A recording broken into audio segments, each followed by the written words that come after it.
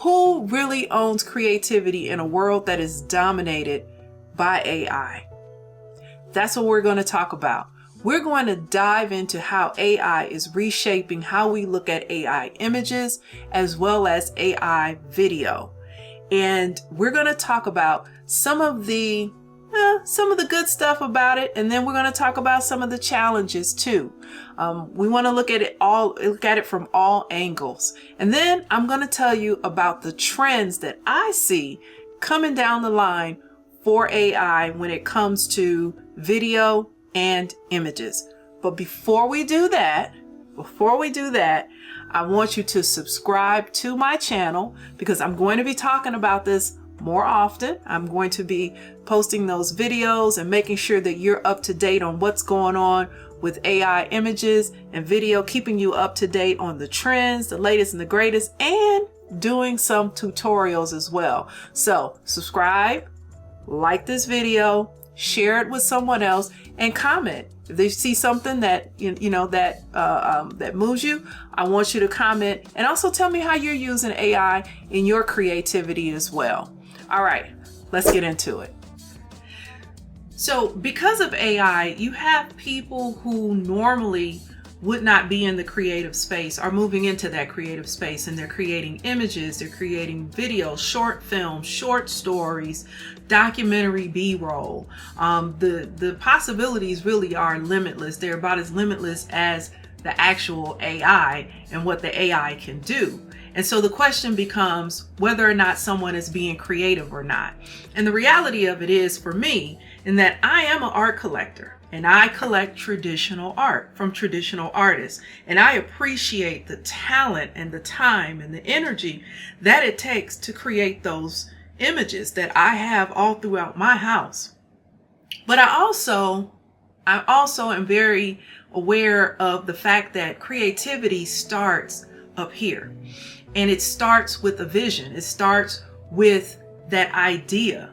And how you put out that idea could be music, it could be a song, it could be, you actually drawing and have the talent to draw, but it can also be that you are a storyteller and that you tell your story through animated images. And those animated images just so happen to be made with AI. So there's a lot of ways to be creative, and the industry is taking a step back, and they are noticing that this is where it's going.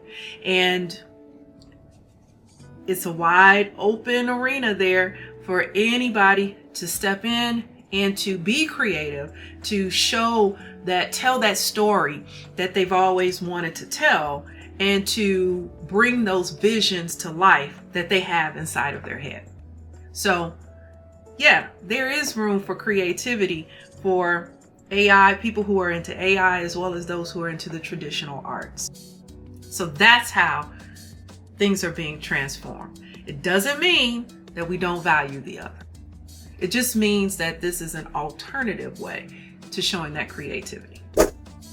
So what are some of the things that are holding some of these creators back? And that could be lack of knowledge and lack of education.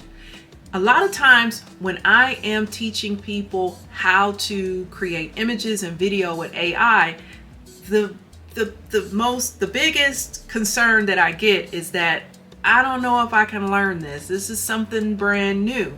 And the reality is that you have to start somewhere.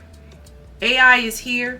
It's not going anywhere. And a lot of those students or people who reach out to me and they start taking my courses, they're really surprised at how easily they're able to pick up on it. Now, everything takes practice, okay? Everything takes practice. I didn't start creating wonderful images my first time out. I've been doing this for 2 years now. And in the world of AI, that's forever, because I've seen so many different changes. But I try to encourage as many people, especially people of color, to participate in the AI discussion and to learn prompting, because prompt engineering is where it's at. If you can prompt, that's the key. That is the key. That is the ticket right there. Another challenge are AI bias, which is another reason why it is so essential for people, for everyone, for a diverse group of people. Yep, I said it, diversity. it is so important for a diverse group of people to participate in creating images and video and stories with AI. As much as we have, seen our history books and some stories and books being banned, it's so important to hear the voices of those people who don't normally have a voice. And AI is just another way to do that. And also to combat AI bias. AI bias also can be combated with not only just us participating, but with us filling out questionnaires, with us becoming creative partners, with us giving feedback to those companies, with us providing those companies some of the data, the learning data that those AI platforms use to learn, so that they can start to generate images that are more accurate of the cultural differences that exist in this society. So real quick, if you're finding this helpful, I want you to go ahead. If you haven't already, I want you to like this video and I want you to subscribe. But I also want you to check out some of the courses that I have on my website and some of the free stuff that I have on my website too, that helps those of us who are generating images that are diverse and look like us to create those images easier and more accurately. So now let's talk about some of the trends, some of the things that I see coming down the line with AI images, photorealistic images, and video.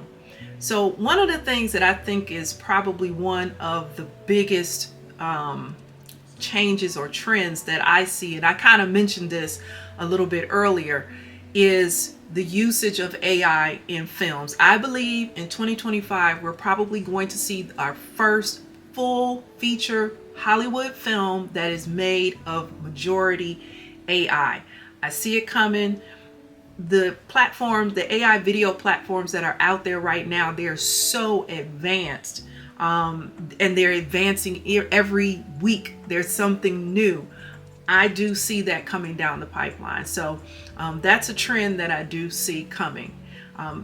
With that, I do see a trend where people in the industry are trying to figure out, okay, how can I combine, yes, AI is here, it is here, but how can I incorporate AI into my production, but also maintain the jobs of those who are working in traditional film, like the writers and the producers and the directors. How can I, and the actors and actresses for that matter, how can I still incorporate AI into this, but still give them a role so that they don't feel like they're losing their jobs to AI? So I do see that trend coming down the line. I also see another trend that I see is more artists incorporating AI into their work seamlessly, so that they can put their art out there in a different way to different audiences and just in a different perspective. So I do see a little bit more of the traditional world accepting AI a little bit more, but still holding on to that traditional art, which is really irreplaceable. Now, with all of that, I also see a lot more concern coming down the line about ethics and ethical use of AI. We have what's called deep fakes.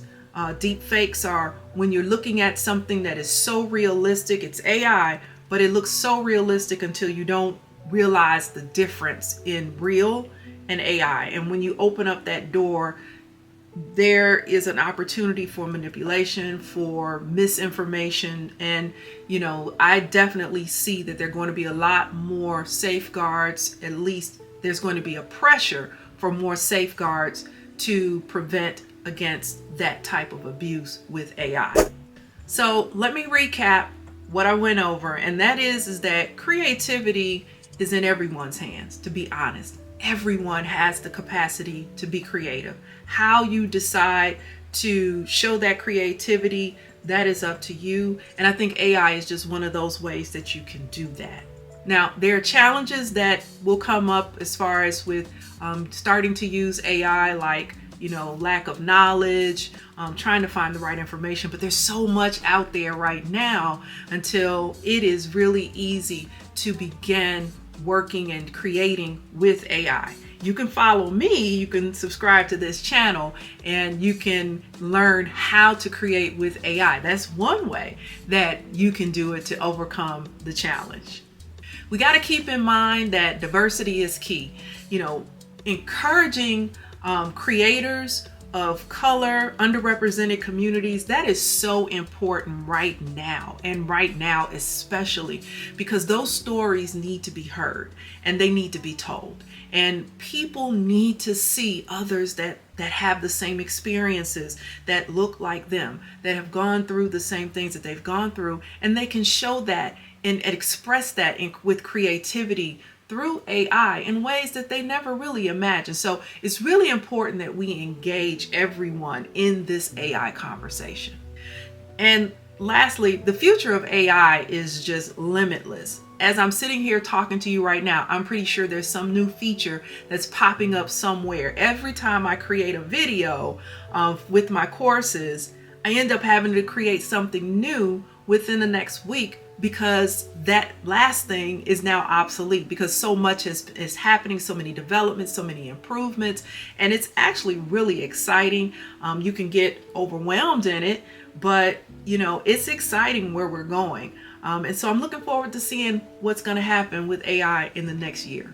So now, if this video inspired you, I want you to subscribe, and I want you to go to my website, playgroundpastime.ai, and I want you to get some of my free tools that I have for Midjourney, and I want you to look at some of the courses that I have that teach others how to create beautiful images as well as video, photorealistic images that is. I specialize in photorealistic images and videos, and I show you how to do the same. And I even show you how to monetize some of those creations that you come up with. All right, that's it. I'm gonna come back. You'll see more videos from me on a regular basis now. And so I want you to make sure that you have subscribed once again, and leave me a comment in the comments and let me know where your creativity lies.